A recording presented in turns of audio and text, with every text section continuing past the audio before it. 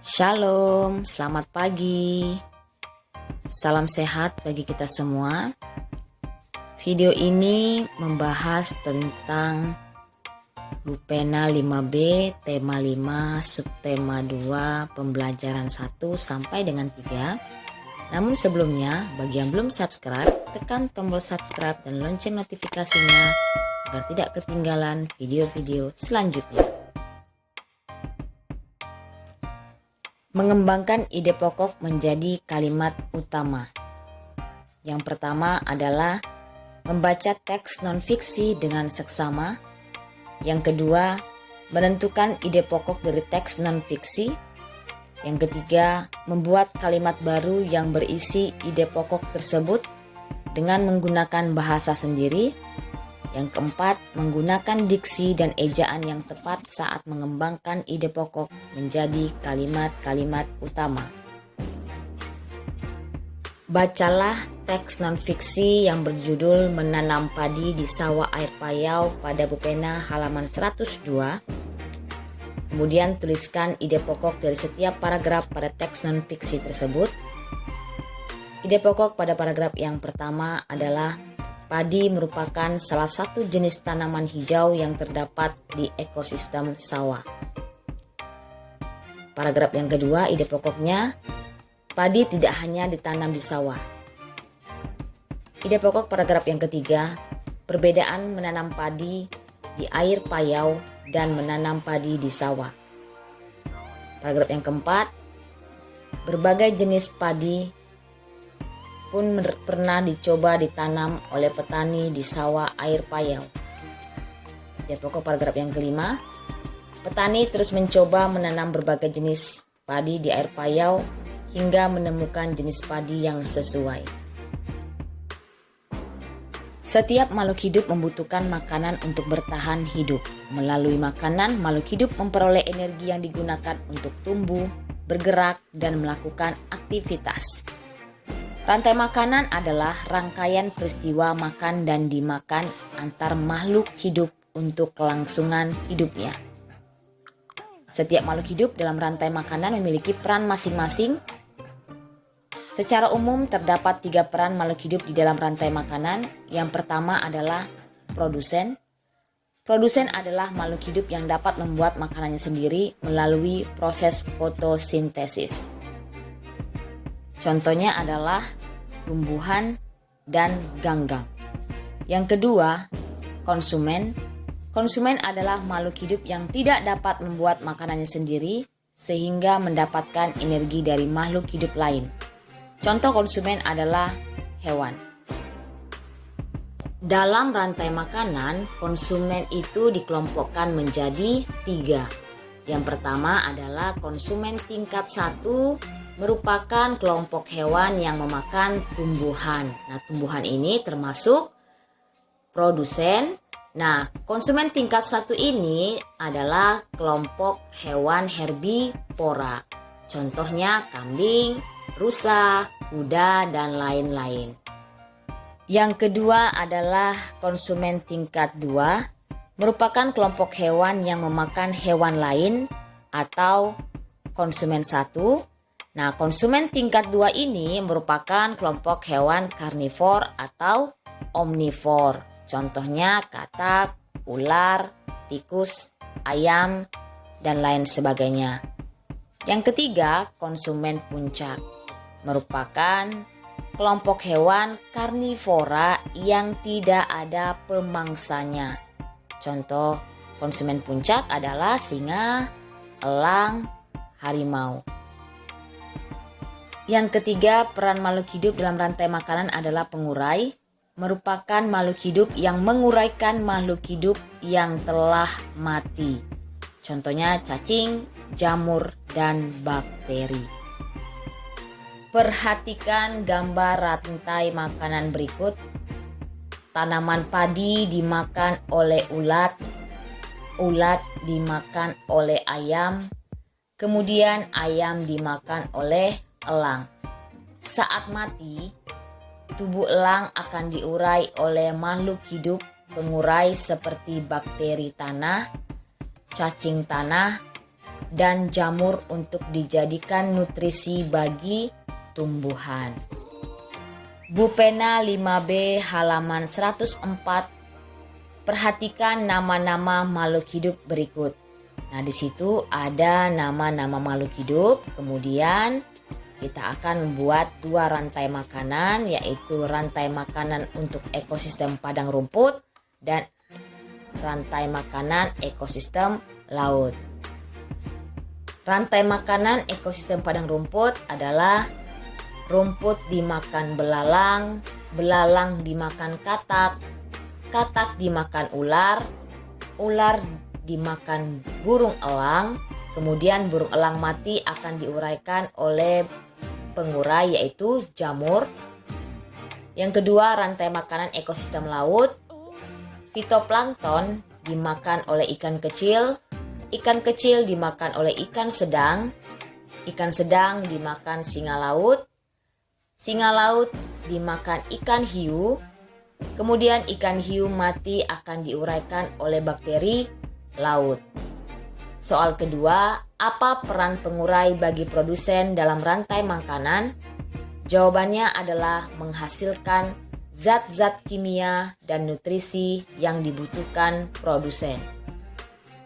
Soal nomor 3, perhatikan gambar berikut. Di situ ada ulat dan daun. Pertanyaan yang A, apa peran daun dalam gambar tersebut? Jawabannya adalah daun berperan sebagai produsen. Pertanyaan B, apa peran ulat dalam gambar tersebut? Peran ulat dalam gambar tersebut adalah sebagai konsumen pertama, karena dia termasuk herbivora atau hewan pemakan tumbuhan. Yang C, pertanyaan yang C adalah buatlah bagan rantai makanan yang memuat kedua makhluk hidup tersebut. Jawabannya adalah daun dimakan ulat, ulat dimakan burung, dan burung mati akan diuraikan oleh pengurai yaitu bakteri. Aliran energi dan siklus nutrien dalam rantai makanan. Aliran energi adalah proses berpindahnya energi dari satu makhluk hidup ke makhluk hidup lainnya. Energi tersebut kemudian akan berpindah saat makhluk hidup tersebut dimakan oleh makhluk hidup lainnya. Sebagian energi dilepaskan ke lingkungan. Jika makhluk hidup mati, energi akan berpindah ke pengurai melalui proses penguraian makhluk hidup yang mati. Pengurai melepaskan energi panas ke lingkungan. Properti tari daerah dan fungsinya muatan SBDP. Properti berfungsi memberikan keindahan pada tarian, kemudian media untuk menyampaikan makna tarian. Contoh properti tari adalah di situ ada beberapa gambar properti tari, kipas, topeng, selendang, dan piring. Properti tari juga dapat menunjukkan ciri khas tarian atau tema tarian. Nah, di situ ada gambar alu dan lesung. Dalam tari Bendrong Lesung membantu menggambarkan kegiatan masyarakat Banten saat menyambut datangnya musim panen. Membuat ringkasan berdasarkan ide pokok dan informasi penting.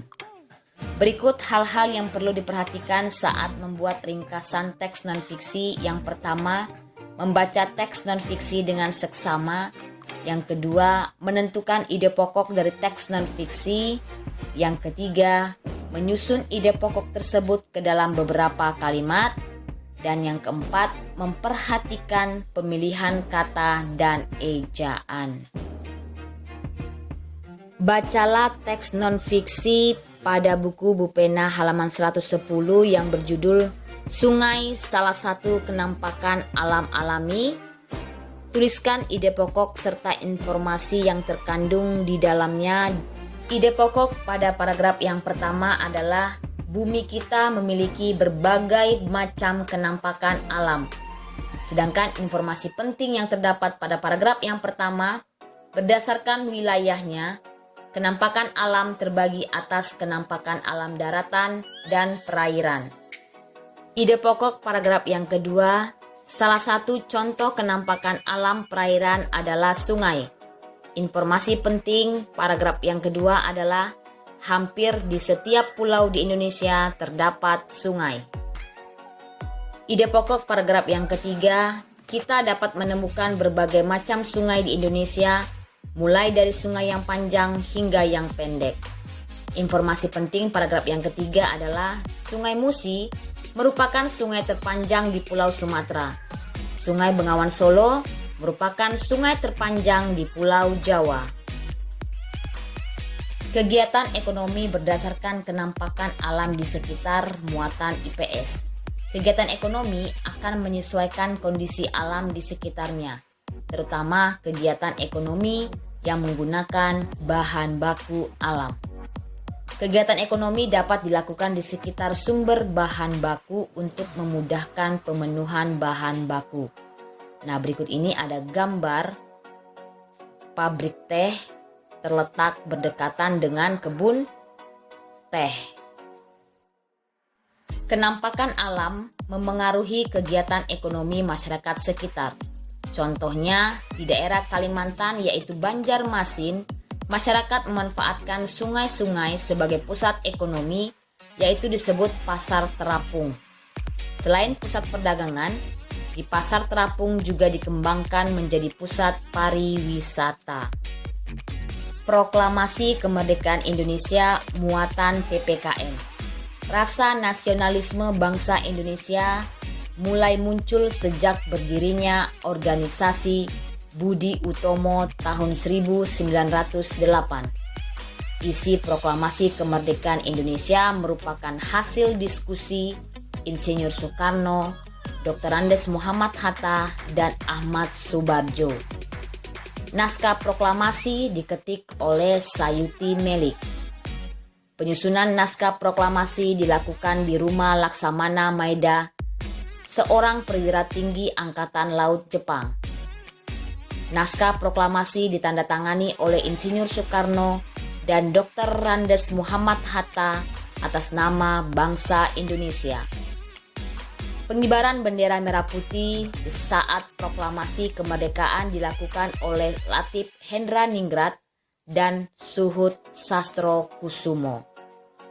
Bendera merah putih tersebut dijahit oleh Ibu Padmawati.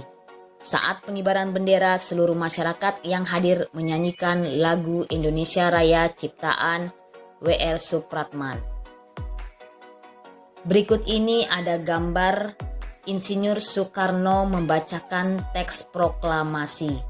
Proklamasi Kemerdekaan Indonesia dibacakan pada hari Jumat, tanggal 17 Agustus 1945, pukul 10 pagi waktu Indonesia Barat, dan naskah tersebut dibacakan di Jalan Pegangsaan Timur nomor 56 Jakarta.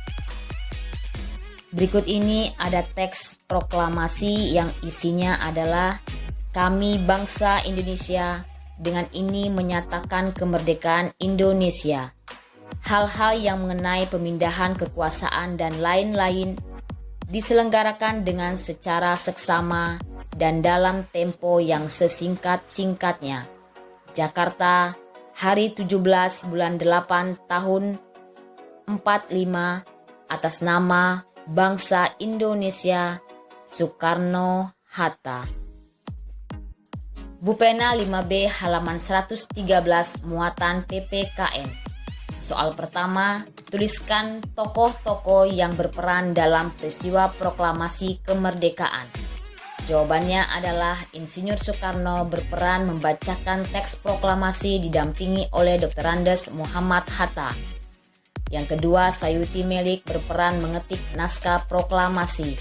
Yang ketiga, Ahmad Subarjo berperan sebagai penengah antara golongan muda dan tua dalam perdebatan proklamasi. Yang keempat, BM Dia berperan sebagai penyebar berita proklamasi kemerdekaan Republik Indonesia. Kita langsung ke soal yang ketiga. Tuliskan sikap persatuan dan kesatuan yang tercermin dari peristiwa proklamasi kemerdekaan. Jawabannya adalah para pahlawan saling bekerja sama untuk menyukseskan proklamasi.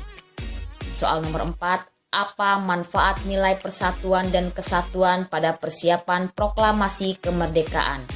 Jawabannya adalah proklamasi berjalan dengan sukses. Soal nomor 5, apa akibat jika bangsa Indonesia tidak memiliki semangat persatuan dan kesatuan saat mempersiapkan proklamasi kemerdekaan? Jawabannya adalah proklamasi kemerdekaan tidak akan berjalan dengan sukses. Demikianlah pembahasan materi tematik kita pada hari ini. Terima kasih. Sampai bertemu di video selanjutnya. Shalom.